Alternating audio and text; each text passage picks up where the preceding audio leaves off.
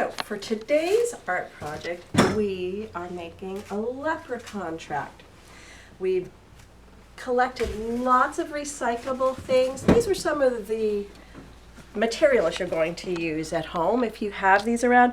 Anything from your recycle bin. We've got plastic bottles, we have fruit containers, we have yogurt containers, all those Amazon boxes, Trader Joe boxes come in handy at this point. We've got pipe cleaners, are really great for making little traps that you can trap the leprechauns, and popsicle sticks make really good ladders. We can use those. Egg crates are awesome. If you've got any materials like venting tubes, not only are they good for leprechaun tracks, they could be really good for robots if you have some of those laying around the house. Just see what you have and then have some fun.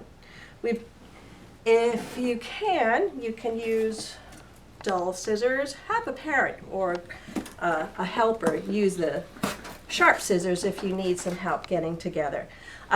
We've used glue, you can use duct tape, you can even use these to put things together. So just be creative. After you're done, you can cover it up with green paper if you have it.